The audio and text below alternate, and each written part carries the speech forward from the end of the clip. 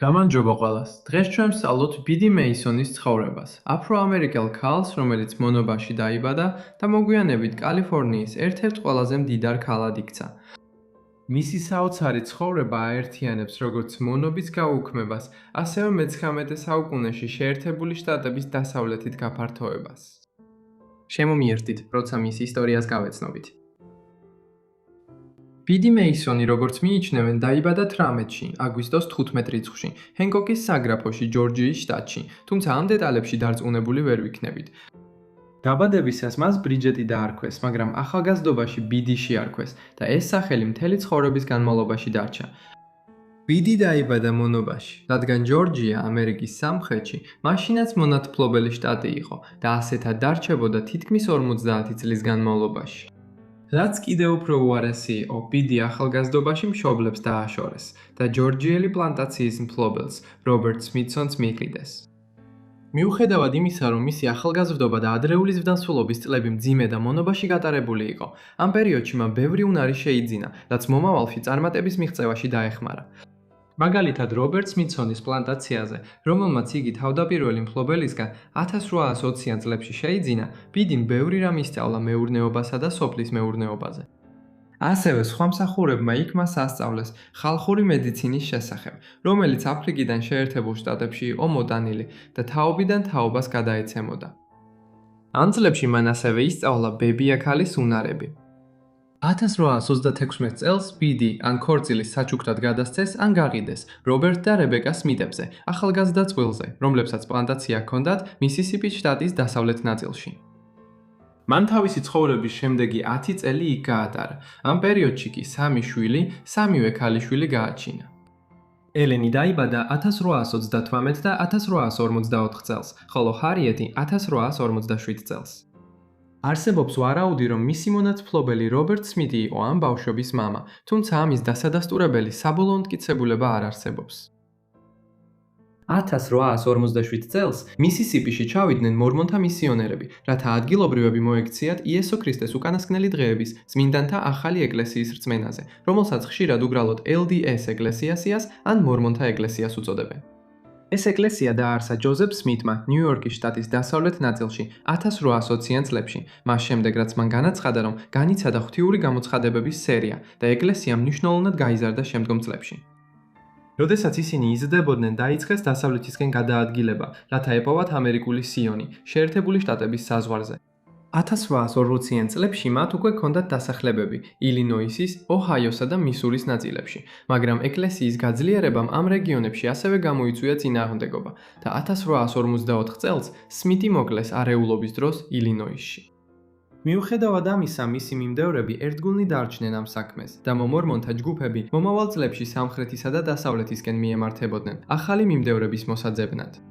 და სწორედ ასეთი მომორმონთა ერთ-ერთი ჯგუფი მივიდა სმითის პლანტაციაზე მისისიპიში 1857 წელს.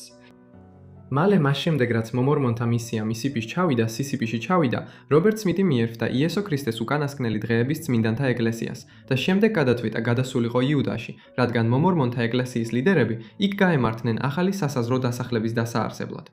მან თავისი ოჯახი და მონები თან წაიყვანა, მათ შორის ბიდიც და მისი 3 ქალიშვილი. იქ იესო ქრისტეს ეკლესიის ხელმძღვანელის ჯოზეფ სმითის მემკვიდრემ ბრიგამ იანგმა თავისი ხალხი სოლტ ლეიკის ველზე მიიყვანა და ისინი იწყებდნენ დასახლების შექმნას, რომელიც მოგვიანებით მომორმონიზმის გულად იქცეოდა სოლტ ლეიქ სიტი. სწორედ აქ გაემართნენ სმიტები და უფრო ფართო ქარავანი, რომლის ნაწილიც ისინი იყვნენ. 1847 წელს გადაკვეთეს კოლორადო, 1858 წელს და ჩავიდნენ იუტაში. გზაში ბიდის სამედიცინო უნარები ძალიან გამოსადეგი აღმოჩნდა და ის ქარავნის განუყოფელი წევრი იყო. როდესაც ისინი საბოლოოდ ჩავიდნენ იუტაში, სმითმა და მისმა ჯგუფმა დასახლდნენ ქოთონუდის ქალაქში, რომელიც შორს არ იყო სოლტ ლეიქ სიტიდან. უკანასკნელი დღეების წმინდანთა ეკლესია არ იყო აბოლიციონისტური რელიგიური დენომინაცია. მართლა ბრიგამ იანგს აშკარად ჰქონდა ანტიპათია აფრო-ამერიკელი ხალხის მიმართ და მონობა ნებადართული იყო სოლტ ლეიქ სიტიში და მიმდებარე დასახლებებში. თუმცა 1851 წელს იანგის მიერ მიღებულ იქნა გადაწყვეტილება, რომელმაც ზედაპირულად ბიდის თავისუფლების მოპოვების შესაძლებლობა გააჩინა.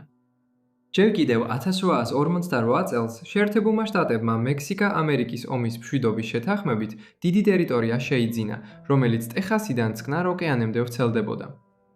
ეს მოიცავდა რეგიონს, რომელსაც მექსიკელები ალტა კალიფორნიას უწოდებდნენ, მაგრამ რომელიც მალე ასაჩეში შტატ კალიფორნიად გადაიქცა. ასევე 1858 წელს კალიფორნიაში აღმოაჩინეს დიდი ოქროს საბადოები და როცა ამ ამბავმა გავრცელება დაიწყო, 10,000-ობით ოქროს მაძიებელი და სხვა ავანტიურისტი კალიფორნიისკენ დასავლეთში გაემართა. 1859 ოქროს ციებ ცხელებამ და მომდევნო წლებმა შტატის სწრაფი განვითარება გამოიწვია და ბრიგამ იანგი ძალიან ცდილობდა, რომ უკანასკნელი დღეების წმინდანთა ეკლესიას კალიფორნიის რეგიონში თავისი ადგილი ჰქონოდა. შესაბამისად, 1851 წელს მან სამხრეთ-დასავლეთით კალიფორნიის სან ბერნარდინოში მისია გაგზავნა. მან მათ, ვინც ამ მოგზაურობაში წავიდა, დაარიგა, რომ როდესაც კალიფორნია 1850 წელს, როგორც 31 შტატი შეერთებულ შტატებში შევიდა, იგი თავისუფალი შტატის სტატუსით შევიდა.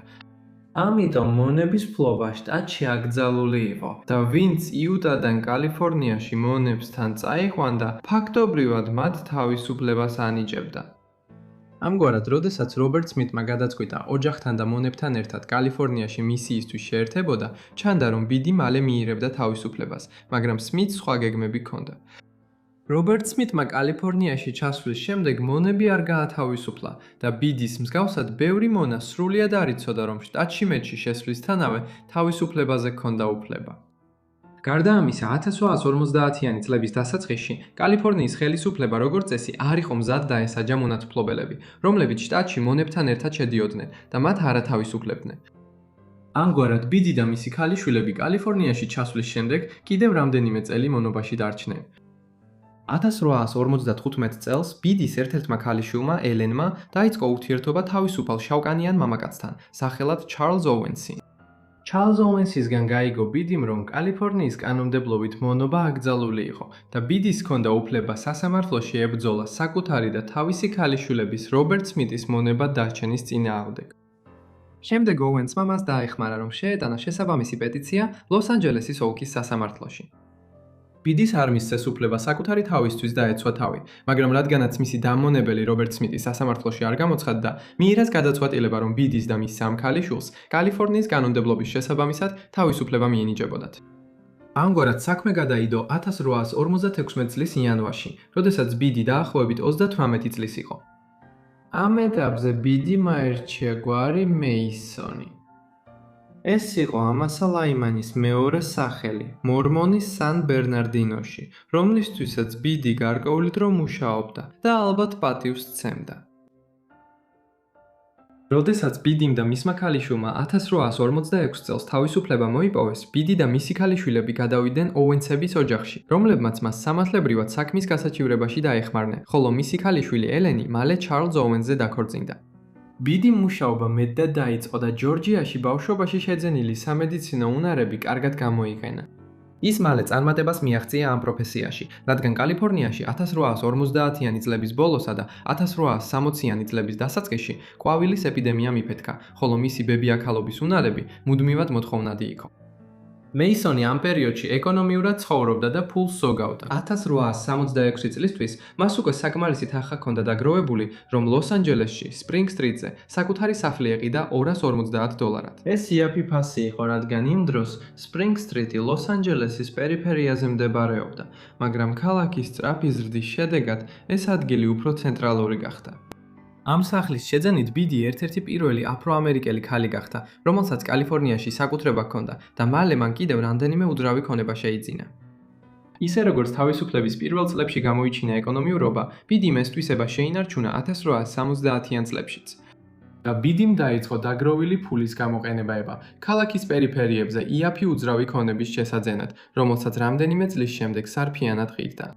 რადგან ლოს-ანჯელესის გარშემო უძრავი ქონების ფასები მუდმივად იზრდებოდა, 1880-იანი წლების დასაწყისისთვის ბიდიმ უკვე მნიშვნელოვანი ქონება დააგროვა და ეს თანხა გამოიყენა ქალაქში კომერციული შენობების ასაშენებლად, რომლებიც შემდეგ ოფისებად გააქირავა. ამ გამჭრიახი ბიზნეს გრძნობისა და კალიფორნიის უძრავი ქონების ინდუსტრიაში მისი წარმატების შედეგად 1880-იანი წლების ბოლოსთვის ბიდი მეისონი ქალი, რომელიც 70 წლის წინ ჯორჯიაში მონად დაიბადა, უკვე დააგროვა ქონება, რომლის ღირებულება დაახლოებით $300,000 იყო, რაც დღევანდელი ფულით დაახლოებით $10 მილიონ შეადგენს. ბიდის საქმიანობა მის ბიზნეს ინტერესებს ცდებოდა. 1872 წელს მან და მისმა სიძემ ჩარლზ ოუენსმა ასევე დააარსეს ლოს-ანჯელესის პირველი აფრიკანული მეთოდისტური ეპისკოპალური ეკლესიის ფილიალი, რომელიც იყო პირველი აფრო-ამერიკული ეკლესია ლოს-ანჯელესში. შეხვედრები, სადაც ეკლესიის დაარსების დაგეგმა და ორგანიზება ხდებოდა, მეისონის სახლში, სპრინგ-სტრიტზე ტარდებოდა. მიწა, რომელზეც ეკლესია აშენდა, ასევე უშუალოდ მის მიერ იყო შეძირული. მეისონი ასევე ფართოდ არის ცნობილი დღეს თავისი ქველმოქმედებისა და საქველმოქმედო საქმიანობისთვის. მაგალითად, მას მიაწერენ მნიშვნელოვან როლს ქალაქში აფრო-ამერიკელი ბავშვებისთვის პირველი დაწყებითი სკოლის დაარსებაში. მან ასევე მნიშვნელოვანი შემოწირულობები გაიღო ადგილობრივი საქველმოქმედო ორგანიზაციებისა და მიზნებისთვის, როგორც კი საკუთარი პირადი ქონება ამის საშუალებას მისცემდა. ამ საქმიანობებიდან ზოგიერთი საკმაოდ გამორჩეულია. მაგალითად, მეისონი ხშირად სტუმრობდა თავისი რეგიონის ციხის პატიმრებს, რათა ენახა რა შეიძლებოდა გაკეთებულიყო მათთვის იურიდიული დახმარების გასაწევად. 1880-იან წლებში, როდესაც ლოს-ანჯელესში ძლიერი წყალდიდობა მოხდა და ათასობით ადამიანი გაღატაკდა, მეისონმა რამდენიმე სასუსათო მაღაზიაში თავის სახელზე ანგალიშები გახსნა და ამ გზით მრავალი კვირის განმავლობაში იხდიდა წყალდიდობის მსხვერპლთა საყიდლებს. ბოლოს ცხოვრების გვიან წლებში მან თავისი სახლი ფაქტობრივად ბავშვთა თავშესაფრად და გაღატაკებულთა მზრუნველობის სახლად გადააქცია. ადამიანები ყოველდღე მოდიოდნენ აქ, რათა შვება ეპოვათ სიღარიბისგან. და როცა ბიდი ჯანმრთელობის გაუარესების გამო ვეღარ ახერხებდა სტუმრების კარიბჭესთან დახვედრას, მისი შვილიშვილი მათ სახლში შეკავდა, რომ ბიდისთან შეხვედროდნენ. არასაგველად, ამ ყველაფრის გათვალისწინებით ბიდი ლოს-ანჯელესის აფრო-ამერიკულ საზოგადოებაში ბებია მეისონის სახელით გახდა ცნობილი. მეისონი გარდაიცვალა 1891 წლის 15 იანვარს ლოს-ანჯელესში, 73 წლის ასაკში. მიუხედავად იმისა, რომ ის თავისი ქველმოქმედებისა და რელიგიური საქმიანობისთვის საზოგადოების პატივსაცემ ფიგურად იქცა, ბიდი მაინც უნიშნო საფლავში დაკრძალეს ევერგრინის სასაფლაოზე, რომელიც ქალაქის ბოილ-ჰაიტსის რაიონში მდებარეობს. ხოლო თითქმის 100 წლის შემდეგ აღიარეს მისი წვლილი კალიფორნიის ადრეულ ისტორიაში, როდესაც 1988 წელს მის საფლავზე დიდი საფლავის ქვა აღმართეს. 1 წლის შემდეგ კალიფორნიის აფრო-ამერიკული მუზეუმმა გამოფენა მოაწყო მისი ცხოვრების საპატივცემულოდ და 1989 წლის 16 ნოემბერი ბიდი მეისონის დღედ გამოაცხადა. დღეს ლოს-ანჯელესში მდებარე ბიდი მეისონის მემორიალური პარკი მის პატივსაცემად არის დასახელებული. ასე რომ, საუკუნის შემდეგ მეისონის გამორჩეული ისტორია ფართო საზოგადოებამ გაიგო. მადლობთ ყველას, რომ უყურეთ ამ ვიდეოს ბიდი მეისონზე. იმედი მაქვს თქვენთვის საინტერესო იყო. მომწერეთ კომენტარებში, რას ფიქრობთ მის ცხოვრებაზე და თუ გაქვთ რაიმე წინადადება, ისიც დატოვეთ კომენტარებში. იმედი მაქვს გამოწერილი გაქვთ არხი და ჩართული გაქვთ შეტყობინებები, რომ ჩემი ყველა ვიდეო მაშინვე მიიღოთ, როგორც კი ავტვირთავ. თუ გსურთ ნახოთ რომელიმე პროდუქტი, რომელიც ჩემს Amazon-ის მაღაზიაში მაქვს, იქნება ეს ჩემი მიკროფონი, კამერა, ძირითადი ისტორიული ნივთები თუ წიგნები, აუცილებლად გადახედეთ აღწერაში მოცემულ ბმულებს. ასეა თუ ისე, სულ ეს იყო ჩემგან და გნახავთ დავიწყებული ცხოვრებების შემდეგ ეპიზოდში. მადლობთ.